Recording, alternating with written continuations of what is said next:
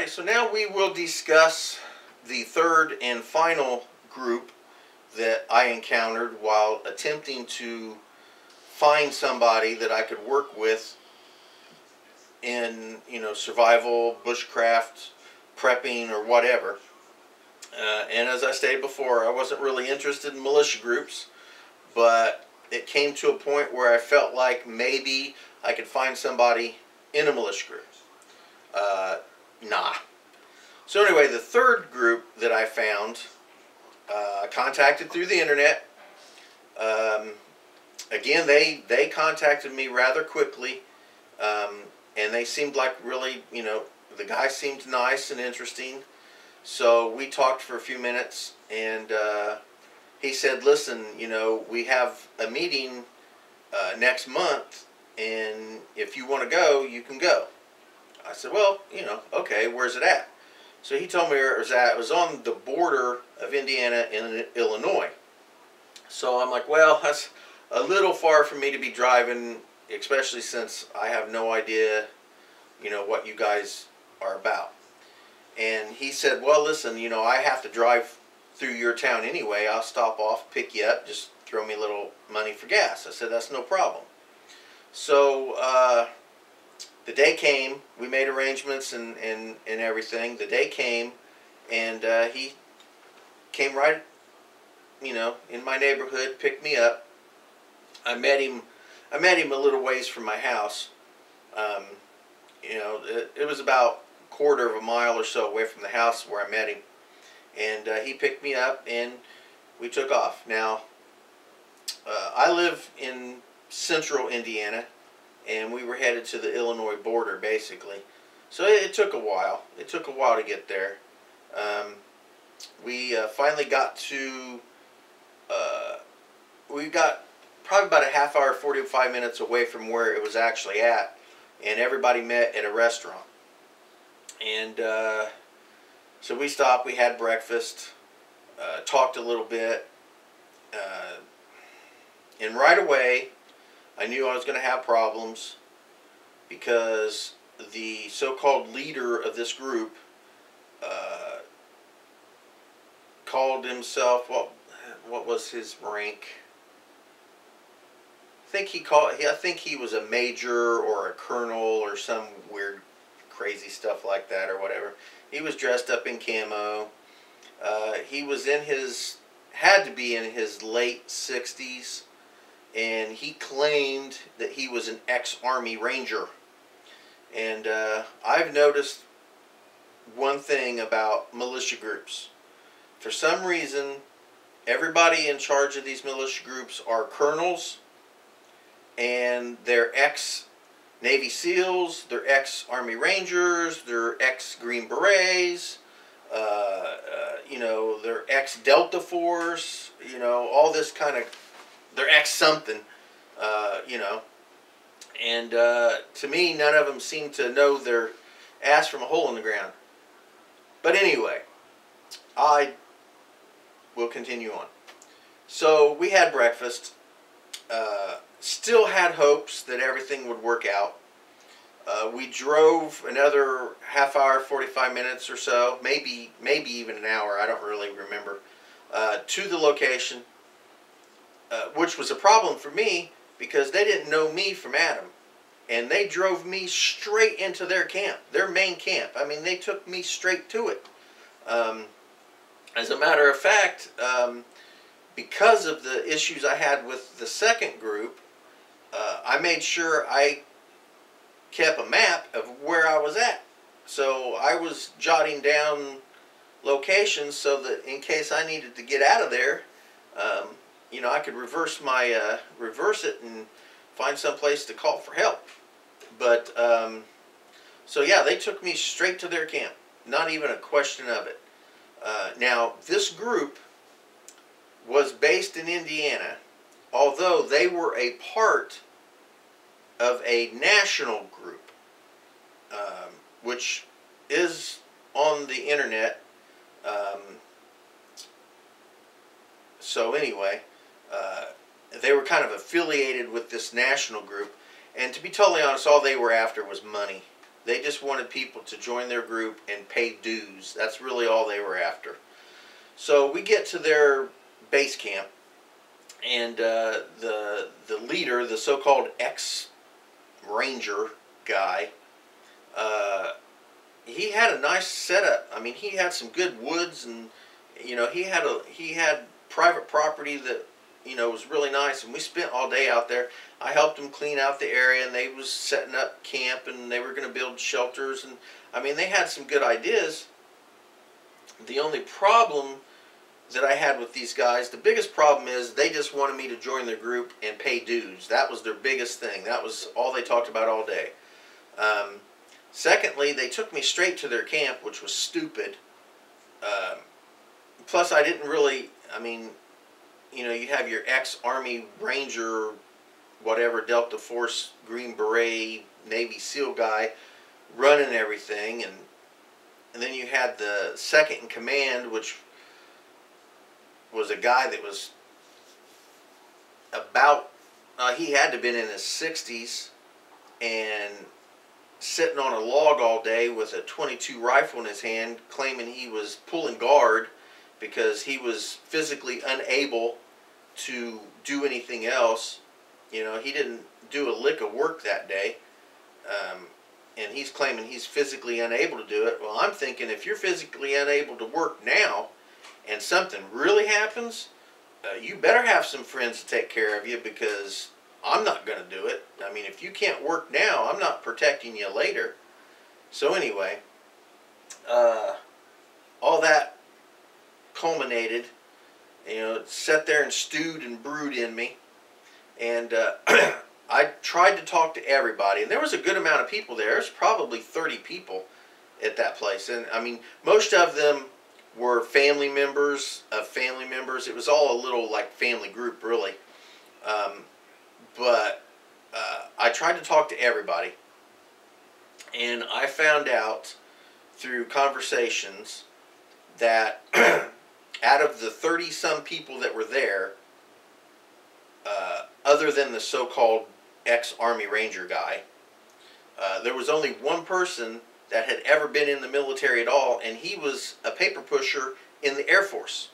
Now, I'm not saying that's bad. I'm just saying that out of all 30-some people that were there, he was the only military person, and he was a paper pusher in the Air Force. I myself was the only other military person there, and I was airborne artillery in the Army. So the two of us were really the only military people they had there. And it was coincidental that he was actually the only other person I really talked to all day, because he's the only other person that I had any, connection with. So the day went, and it was fun. I'm not going to say it wasn't. I had a blast that day. I'll be honest. I had a blast. We were getting ready to leave, and then they started in with the, well, you're going to join our group. Dues are this is what it is, and you got to pay this, and then you got to pay monthly fees here, and then you got to give national fees to this, and da da da da da da da da. And I already decided, no, I ain't, I'm not paying somebody to go out in the woods and play. I can do it myself. So I was, I wasn't rude about it. I told him I'd think about it, and so I came home.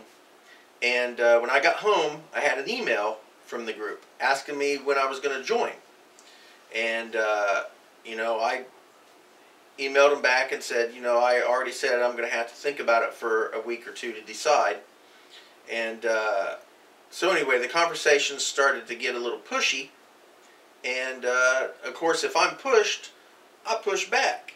So I told them to quit being pushy, that I would think about it, and if they were continuously pushy, I would just ignore it.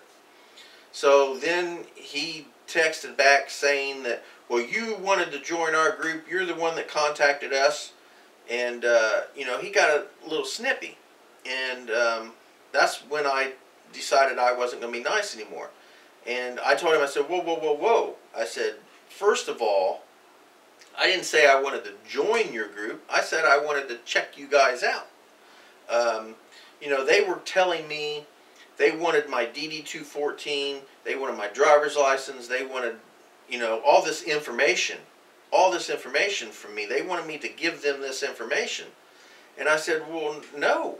I said, first of all, that ain't ever going to happen. And, he got a little snippy, and that's when he came back. Well, you said you wanted to join us.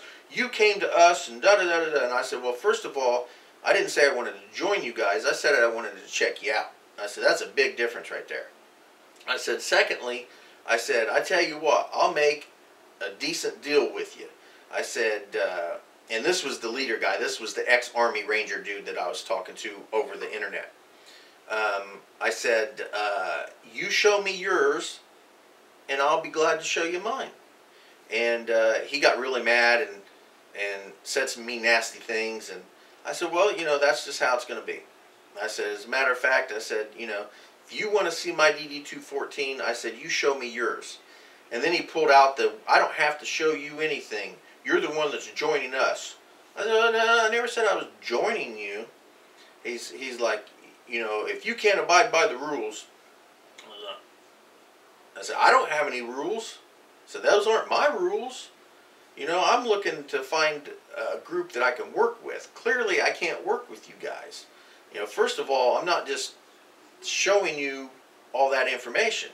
I said, and if I do, I want to see yours. Well, you have to have trust. You have to trust us. You have to trust me. If I can't trust you and you can't trust me, we don't even need to talk anymore. Which is what I told him.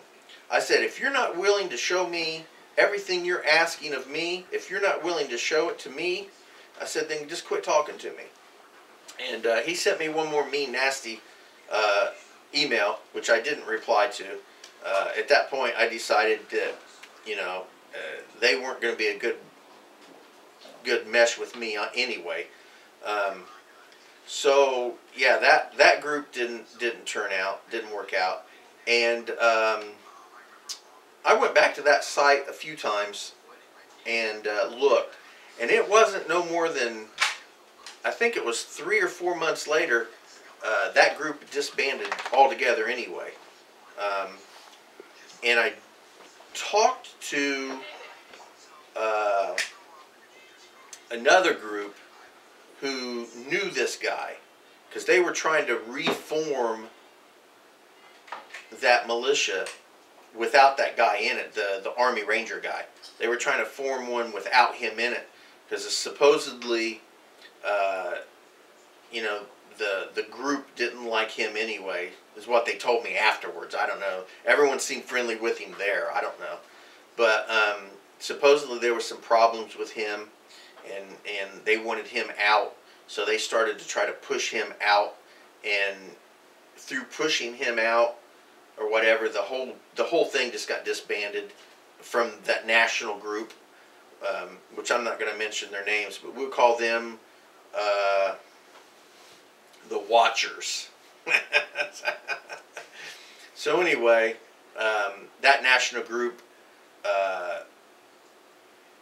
disbanded the Indiana chapter, and I don't know. I went on that site a few months back, and they still don't have another Indiana chapter for that group. But anyway, all said and done, I've encountered 3 different militia groups in the state of Indiana.